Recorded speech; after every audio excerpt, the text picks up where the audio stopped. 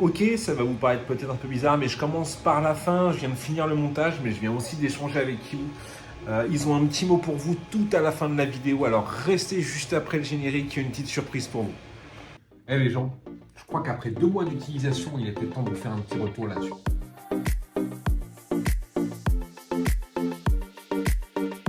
En effet, il y a à peu près 2 mois de ça, Christophe de chez Kiwoo France m'a contacté pour me proposer de tester la petite Kiwoo Tycoon qui est ici. Naturellement, c'est un Aveyronais, ayant vécu en Aveyron, je me suis dit allez, go, c'est parti. Kiwoo, c'est Shenzhen, la grande usine du monde, il y a tous les fabricants d'imprimantes qui sont là-bas, et il y a Kiwoo. Kiwoo, ça a été fondé par Jack et Jeff. Oui, ce sont des Chinois.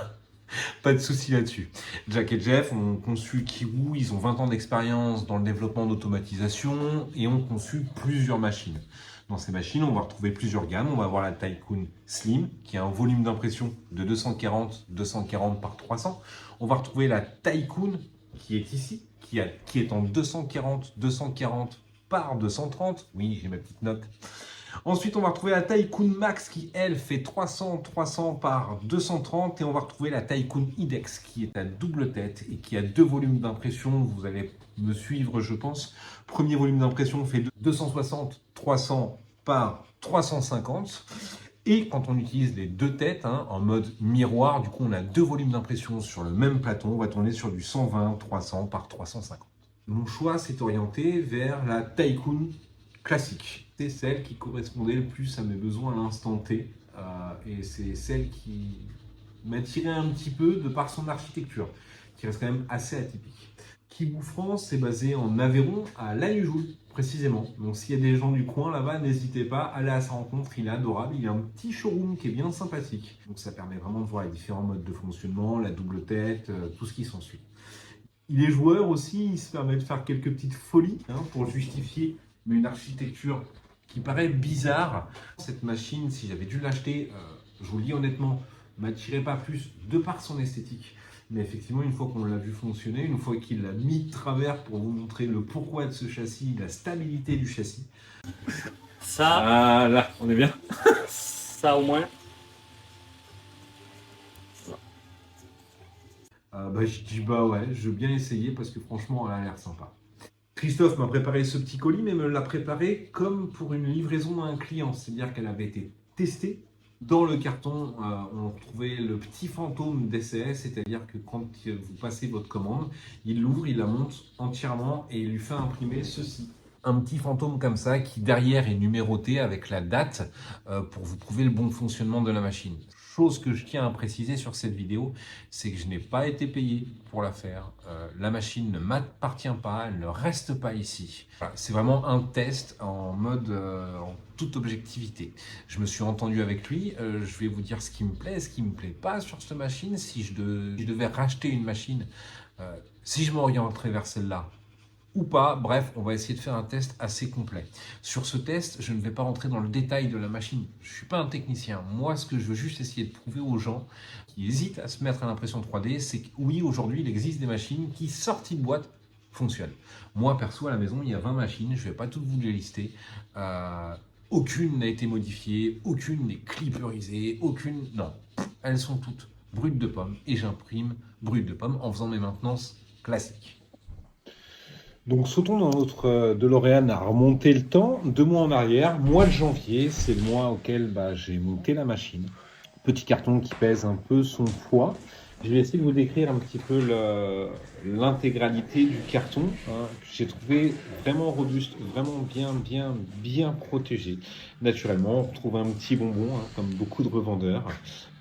Sachant que je suis gourmand, je m'en suis fait un petit plaisir, on verra ça un petit peu plus tard. On va retrouver une petite fiche créée par Christophe avec la date du test, donc ça a été testé le 13 janvier, j'ai eu du mal à lire, donc quelques jours avant la réception du colis, avant que je vienne chercher ce colis directement en boutique. Naturellement, une notice de montage qui est plutôt bien faite, et ensuite un petit mot de remerciement des usines Kiwoo, ce qui fait toujours plaisir. Bon, on sait très bien où ça va finir, là pour le coup dans le carton, vu que je vais rendre la machine. Dans ce carton, cette machine est protégée par des mousses qui sont, à mon goût, bien costaud, vraiment pas de souci là-dessus.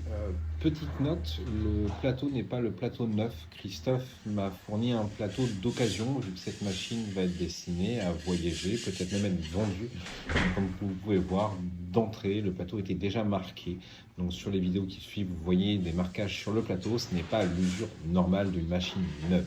Voilà. Notez ça dans un petit coin de votre tête et tout ira bien. Dans le carton, cette machine est déjà préassemblée. Vous allez voir qu'au total, j'aurai juste 4 vis pour la monter.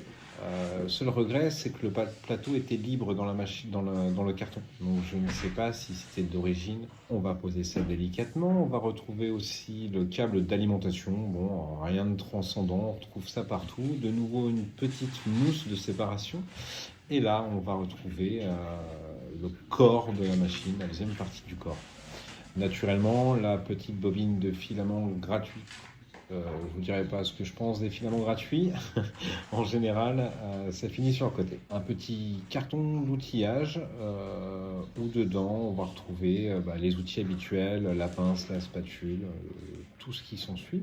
Donc voici le petit fantôme dont je vous parlais, qui a été imprimé par Christophe au moment de son assemblage à l'atelier, avec derrière la date du test. Donc c'est pour vous dire que le 13 janvier, elle fonctionnait avant l'envoi. Ça, vous allez le retrouver sur toutes les machines envoyées par Christophe. Et de nouveau, une petite étiquette pour dire qu'elle a bien été testée. Et ici, comme je vous disais, les outils habituels, spatule, pince, clé à laine, et les petits clips pour le plateau aussi. On va sortir le corps de la machine, qui pour le coup, lui, était bien calé, sans souci. Pour vous dire, regardez, tout vient ensemble. J'en chie un petit peu, mais tout est là. Encore une fois, cette structure de tank fait qu'on peut attraper, ça bouge pas. Il n'y a rien qui brinque-balle, il n'y a rien qui se balade. Donc oui, esthétique de tank russe, mais robustesse de tank russe. On va tout remettre dans le carton, tout mettre de côté. On en aura besoin pour le remballage.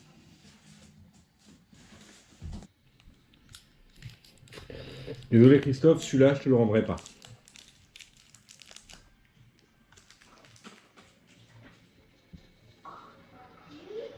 Je suis relativement impressionné par la facilité de montage. Pour vous dire, voici les 4 vis uniques pour le montage. Les 4 pinces du plateau, et c'est tout. Bon, j'ai un peu menti, il y avait 2 pieds sur le côté que j'ai vu après. Le montage, je vais vous le passer en accéléré après, mais je vous demande de me croire sur parole. J'ai encore regardé la vidéo sur sa totalité. Le montage prend 10 minutes. Je n'avais jamais monté de Kiwu, je n'avais jamais monté de Tycoon. En 10 minutes, elle était montée et quasi prête à l'emploi. Allez, je vais vous accélérer un peu tout ça.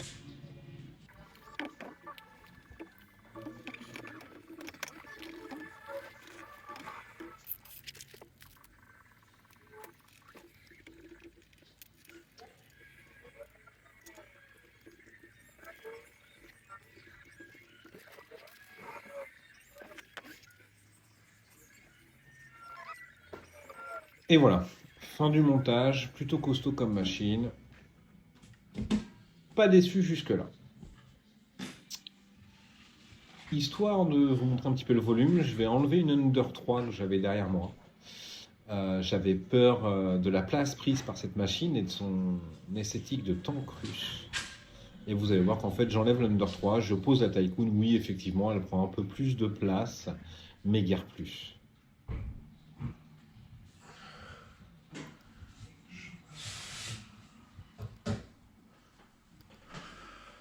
Si on devait décrire cette machine point par point, on va retrouver un petit écran tactile LCD.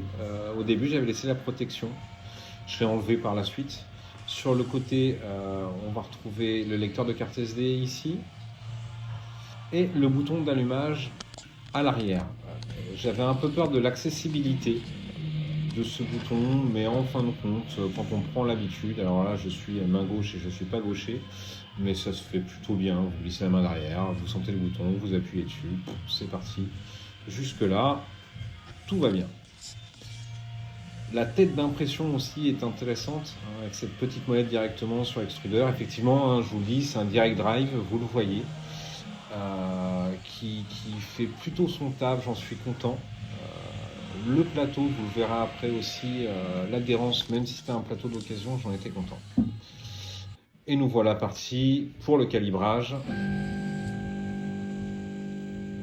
Et son petit bruit. Alors le bruit est amplifié hein, par la GoPro, mais on en reparlera après. Effectivement, le driver du Z n'est pas un driver silencieux. C'est le seul driver qui n'est pas silencieux sur cette machine.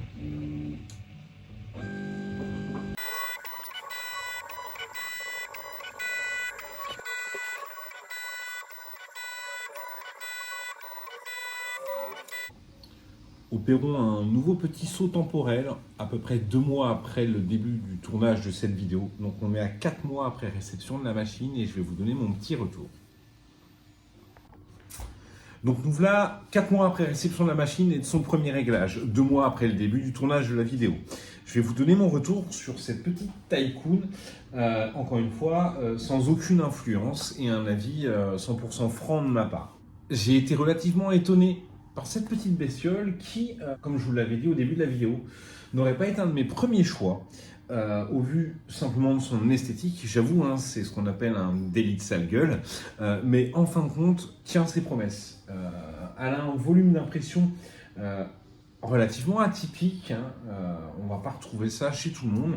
On a une petite perte en hauteur par exemple par rapport à une Under 3, mais franchement ça fait le taf. Ce que j'ai vraiment apprécié sur cette machine, ça va être sa tête d'impression qui est en direct drive d'origine, sa petite molette ici qui va permettre d'extraire ou de remettre le fil sans aller chercher dans les menus ou sans le faire à la mano à l'ancienne, et surtout son petit détecteur de filament là, qui est vraiment au plus proche du direct drive, qui vous permet vraiment d'utiliser votre bobine jusqu'au bout. Je ne sais pas si vous voyez, mais là, je laisse un petit bout de filament.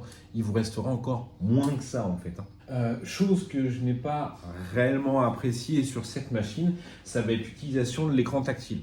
Alors déjà, je n'ai pas trouvé le logiciel intuitif d'entrée, mais ça, c'est parce que je suis plus habitué à du Marlin sur Under, du Marlin sur du CR10 S Pro V2 avec un tactile auquel je suis habitué. C'est vrai qu'au début j'étais assez dérouté. Une fois qu'on connaît les manips, il n'y a pas de souci, on s'y retrouve. Par contre, c'est vraiment le tactile en lui-même sur lequel, voilà, pour moi, si vous devez faire un petit effort, ce serait vraiment sur ce point-là, où des fois, on va aller tapoter 2-3 fois pour réussir à avoir la sélection. Après, est-ce que c'est un défaut de cet écran-là, sur cette machine-là? Est-ce que, je sais pas, je vous donne vraiment mon avis, mon retour là-dessus. Si d'autres personnes ont ce type de kiwi, dites-moi en dessous en commentaire si vous avez eu ce souci-là ou pas.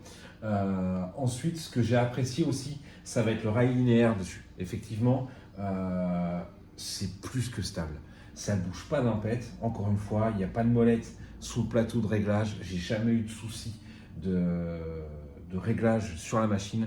Ça fait 4 mois que j'utilise. Je ne vais pas vous dire tous les jours, mais pas loin. Elle a tourné, allez, sur les 4 mois, elle a bien tourné au moins 2 mois en non-stop. Et franchement, vraiment zéro problème là-dessus. L'autre petit défaut que je pourrais lui trouver, encore une fois, c'est son driver du Z qui n'est pas en silencieux. Je vais vous mettre des petites vidéos hein, pour que vous puissiez voir un petit peu la machine tourner. J'ai un gros défaut, c'est que je génère un décalage en Z à chaque rétractation. Donc en fait, entre 2 rétractations, j'ai ma buse qui va monter, qui va se déplacer et qui va redescendre à sa position pour réimprimer. Du coup, ce qui fait que quand j'imprime, j'entends toujours un petit... que je ne devrais pas entendre normalement, parce que c'est ma façon d'imprimer. Je télétravaille à la maison, je sais que du coup, quand j'imprimais avec celle-ci, avec mes réglages et mon fameux décalage en Z, j'ai évité d'imprimer pendant que je télétravaillais ou que j'avais des visios prévues.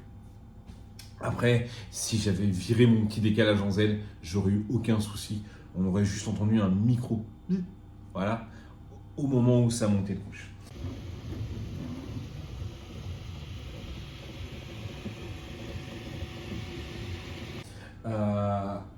Comme je vous disais, j'avais peur de son encombrement. Bon, en fait, pas tant que ça. Niveau adhérence, encore une fois, le plateau est arrivé d'occasion. Donc, il avait déjà imprimé, il était déjà usé, entre guillemets. j'ai eu zéro problème. Vraiment, vraiment zéro problème. Le plateau chauffant est stable, hein, on n'a pas de variation de température. J'ai jamais eu d'impression qu'ils sont décollés en cours de route et pourtant j'en ai fait manger du filament de différentes marques, de différentes couleurs. J'ai imprimé du TPU aussi dessus pour les petites prothèses.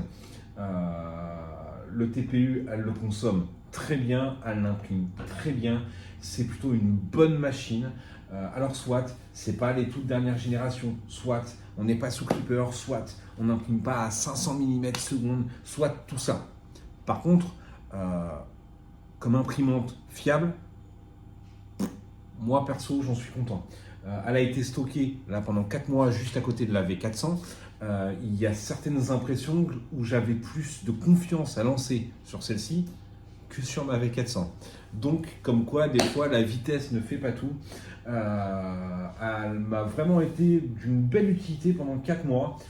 Pour répondre à la question du début, si demain je devais acheter une imprimante 3D, si je devais renouveler une imprimante 3D, pourquoi pas du Kiwu? Ça va dépendre encore une fois du volume que je vais avoir besoin, de l'utilité que je vais avoir besoin de cette imprimante.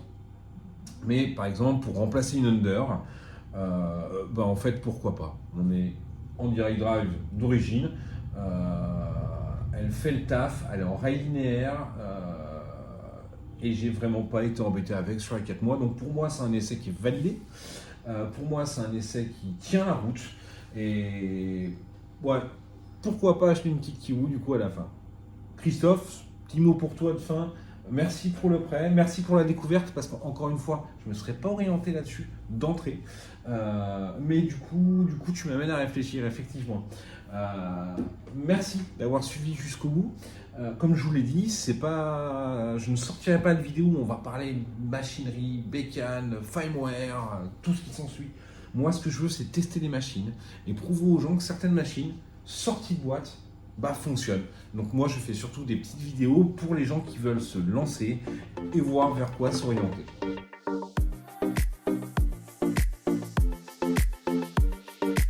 Donc, suite au montage de cette vidéo, j'ai eu un contact avec Kiwu qui m'a mis à disposition un code promo, le code CAPTAIN, CAPTAIN, le tout en majuscule, qui vous permettra d'avoir 5% sur la Kiwu Tycoon.